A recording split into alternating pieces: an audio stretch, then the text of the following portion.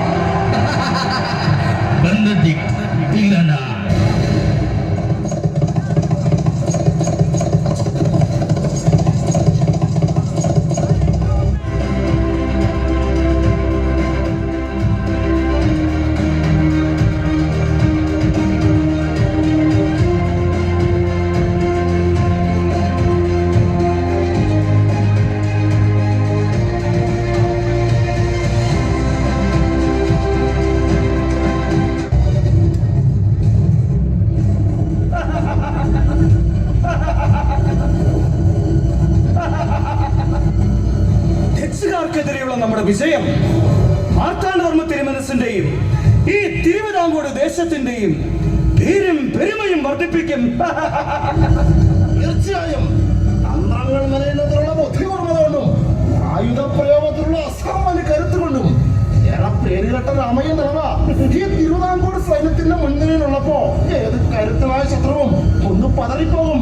വിജയം നമുക്ക് സ്വന്തം. ശിങ്കാരംപിള്ളേ, നമ്മുടെ ഈ വിജയത്തിന്റെ സമ്മാനമായി മാർത്താണ്ഡവർമ്മ തിരുമനസിന് ഈ ഡച്ചുകാരൻ സായിപ്പിനെ നമുക്ക് സമർപ്പിക്കണം.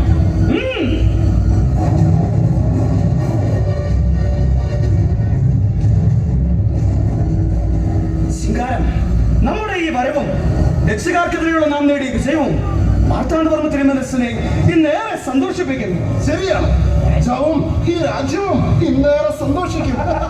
മഹാരാജൻ വീരമാർത്താണ്ഡവർമ്മ തിരുമനസുകൾ എഴുന്നള്ളുന്നേ.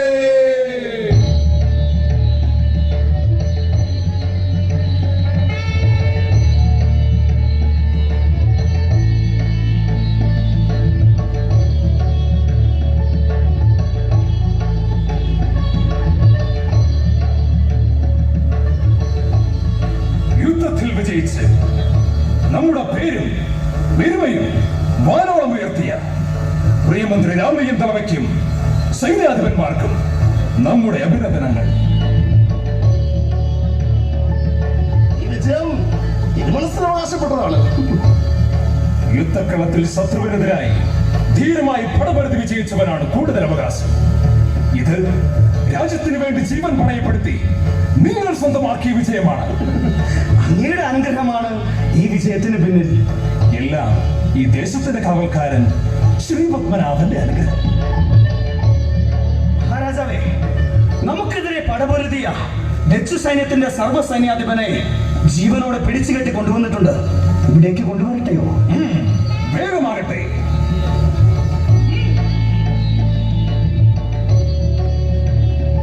മഹാരാജൻ, ഇവരാണ് കടൽ കടന്നെത്തിയ ഡച്ചു സൈന്യത്തിന്റെ സർവ്വ സൈന്യാധിപൻ ബെനഡിക്ട് ഡിലനായ്. മാർത്താണ്ഡവർമ്മ തിരുമനസിനോട് യുദ്ധത്തിന് പുറപ്പെട്ടവരെല്ലാം പരാജയത്തിന്റെ രുചി അറിഞ്ഞിട്ടുണ്ട്. മഹാരാജൻ, ഇനി ഇവന്റെ ശിക്ഷ നടപ്പാക്കാം. അങ്ങ് കൽപ്പിച്ചാൽ മതി. ഈ പരദേശിയുടെ ചോര വീണ് തിരുവിതാംകൂറിന്റെ മണ്ണ് കുതിരട്ടെ. വേണ്ട രാമയ്യൻ, ഇവന്റെ ചോര ഈ മണ്ണിൽ വീഴാൻ പാടില്ല. മഹാരാജൻ, ഇവൻ നമ്മുടെ ശത്രുവാണ്. രാജ്യത്തിന്റെ ശത്രു വധിക്കപ്പെടേണ്ടവനാണ്. അറിയാം, പക്ഷേ ആളും ആയുധബലവും നഷ്ടപ്പെട്ടവനെ നിഷ്കരണം വധിക്കുന്നതല്ല തിരുവിതാംകൂറിന്റെ മാന്യത. മാർത്താണ്ഡവർമ്മ തിരുമനസേ, അങ്ങയെ ഉപദേശിക്കുവാനോ തിരുത്തുവാനോ ഞാൻ ആളല്ല. എങ്കിലും ശത്രുവിനോട് അങ്ങ് കാണിക്കുന്ന ഈ കാരുണ്യം അതൊന്നും അല്ലാതെ ഭയപ്പെടുത്തും. ഇച്ചവനോട് എന്നും പകയുള്ളവനാണ് തോറ്റവൻ. അനാവശ്യ കാര്യങ്ങൾ ഓർത്ത് ആരും ഭയപ്പെടേണ്ട കാര്യമില്ല. നമ്മുടെ കാരുണ്യം സ്വീകരിച്ചവരാരും ഇതുവരെ നമ്മെ ചതിച്ചിട്ടില്ല.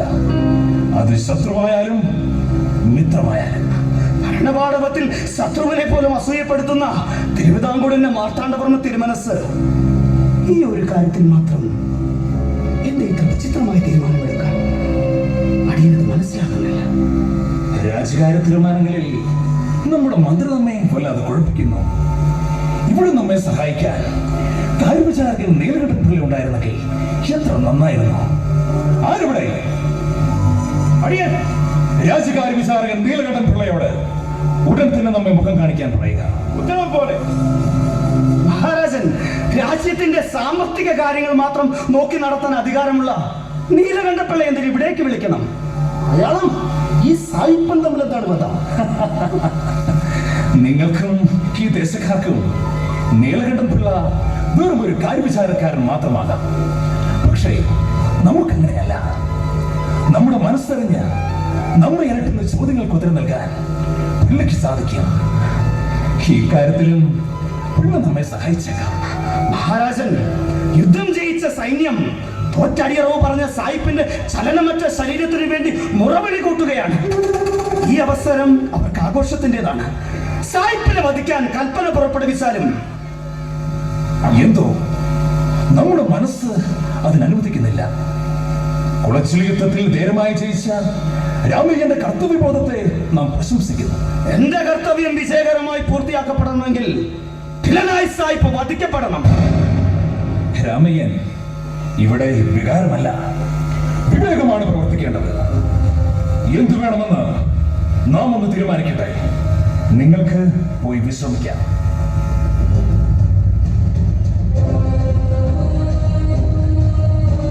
ഇയാളുടെ കെട്ടുകൾ അഴിക്കുവിൻ.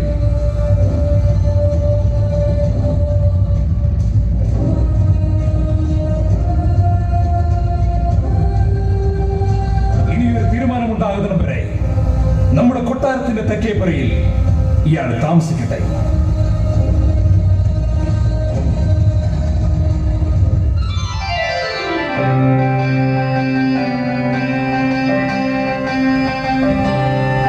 മഹാരാജാവിന് ഈ രാജ്യകാര്യ വിചാരകന്റെ വന്ദനം. നീലകണ്ഠപിള്ള, നാം താങ്കളുടെ വരവനായി കാത്തു നിൽക്കുകയായിരുന്നു. നമുക്ക് പിള്ളയുടെ ഒരു സഹായം ആവശ്യമാണ്. മഹാരാജൻ, സഹായമോ? എന്ത് ചെയ്യണമെന്ന് കൽപ്പിക്കുക മാത്രം ചെയ്യുക. അത് നിറവേറ്റേണ്ടത് അടിയന്റെ കടമയാണ്. ഇപ്പോൾ ആ കൊണ്ടുപോയ സായിപ്പിനെ താങ്കൾക്ക് മനസ്സിലായോ? അയാൾ നമ്മുടെ സൈന്യത്തോട് അടിയറവ് പറഞ്ഞ ഡച്ച് സൈനാധിപൻ ബെനഡിക്ട് ധിലനായി. അയാളുടെ കാര്യത്തിൽ ഒരു തീരുമാനമെടുക്കുന്നതിന് വേണ്ടിയാണ് നാം പിള്ളയെ വിളിപ്പിച്ചത്. മഹാരാജൻ, അങ്ങ് എന്താണ് ഈ പറയുന്നത്? ഞാൻ തീരുമാനം പറയുകയോ? ശത്രുവായിരുന്നിട്ടും കൊല്ലാതിരുന്നത് നമ്മുടെ സൈന്യത്തിന് എന്തെങ്കിലും ഉപകാരം ഉണ്ടാകുമെന്ന് കരുതിയാണ്. പിള്ളയുടെ അഭിപ്രായം എന്തു തന്നെയായാലും തുറന്നു പറയാം. വധിക്കാൻ ഉത്തരവ് നൽകാതിരുന്നത് അങ്ങയുടെ നല്ല മനസ്സ് മഹാരാജൻ.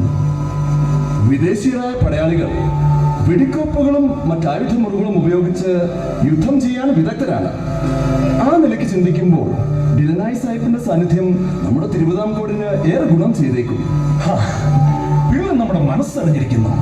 മാത്രവുമല്ല, വിദേശ യുദ്ധമുറകളിൽ നമുക്കുള്ള അറിവില്ലായ്മ യുദ്ധത്തിൽ നാം വിജയിച്ചു എന്ന് അവകാശപ്പെടുമ്പോഴും നമുക്കും സാരമായ നഷ്ടം വരുത്തിയിട്ടുണ്ട്.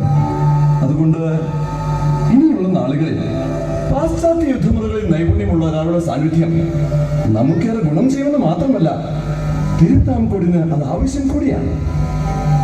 അങ്ങനെ ചിന്തിക്കുമ്പോൾ ഡിലനായ് സാഹിബിന്റെ സാന്നിധ്യം നമ്മുടെ സൈന്യത്തിന് കിട്ടിയ ശ്രീപത്മനാഭന്റെ അനുഗ്രഹമായി വേണം നാം കാണുക.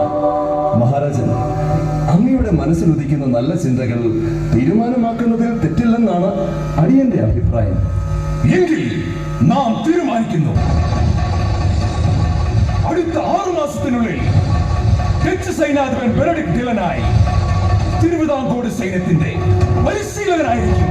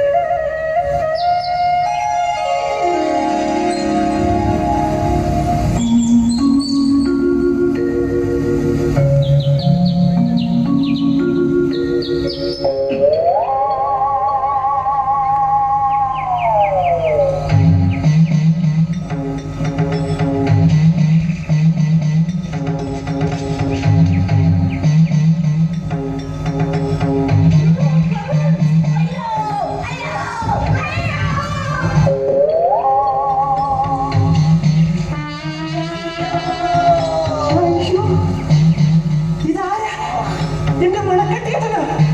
എന്റെ മാറുട്ടിയേ, നീ എന്താ ഈ കൊച്ചുകൊടുപ്പാങ്കാലത്ത് പത്രക്കാളിയെ പോലെ ഉറഞ്ഞുള്ളണേ?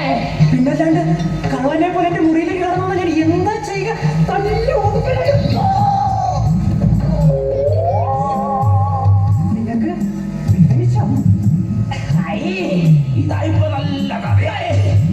പുറത്തൊരു കുളച്ച യുദ്ധം നടത്തിയിട്ട് വേദനിച്ചോന്ന്. നല്ല ആളാ. വലിയ മറാഠിയുടെ പിറന്നാൾ ആഘോഷത്തിന് കുടിമാനം കൊടുക്കാൻ പോയിട്ട് 3 വർഷം തിരികെ വരുന്നത്.